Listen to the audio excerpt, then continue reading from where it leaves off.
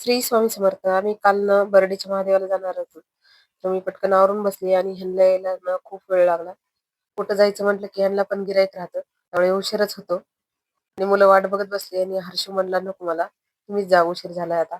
महादेवाचं दर्शन घेतलं आणि यांच्या ना मालकाच्यात गेलतो. त्यांनी खूप छान पूजा केली होती आणि मलाही पार्थिक शिवलिंगची पूजा करायची, पण मी विसरूनच गेले. पण आपल्या नशिबातही लागतं. तर तिथं पार्थिक शिवलिंगची पूजा होत होती. तर माझी पण तिथंच पूजा झाली. आपल्या मनात असलं की देव पण आपल्या मनासारखं बरोबर करतं. माझीही तिथे पूजा झाली. आज ना माझ्या मैत्रिणीची आई घरी आली, तर त्यांचा थोडासा पाहुणचार झाला आणि तिला डब्बा वगैरे दिला. "अतिथी देवो भव" असे म्हणतात ना, जेवढं जमेल तेवढं करायचं. जास्त तर काही करू शकत नाही. तर आज ना आमची लाईट नव्हती सकाळपासून, तर माझे सगळे कामं आज बाकी आहेत. तर कपडे राहिले आणि पाणी पण नाही आज तेवढ्यामध्ये. तर लाईट आली की पटकन पाणी वगैरे भरून घेतलं, कपडे लावून दिले आणि आज पीठ पण नव्हतं मला. तर हे ना माझ्या वडिलांनी मला दिवाळीला गिफ्ट दिलेले. ते छोटीशी आहे घरगुती, सगळं काही घरच्या घरी दळता येतं. खूप लांब जावं लागत होतं आम्हाला दळण आणायला. तर आता हे जसं आणलं तसं माझं घरीच दळण होईल.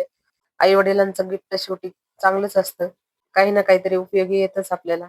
असंच आई-वडील देतात प्रत्येक आपल्या मुलीला. त्या आई-वडिलांना आपल्या मुलींची काळजी असते ना. धनूच्या शाळेत गॅदरिंग ची प्रॅक्टिस चालू आहे, तर ती मला डान्स करून दाखवत होती. खूप छान डान्स करत होती. तर असा होता आजचा दिवस. भेटूया पुढच्या ब्लॉगमध्ये. तोपर्यंत बाय.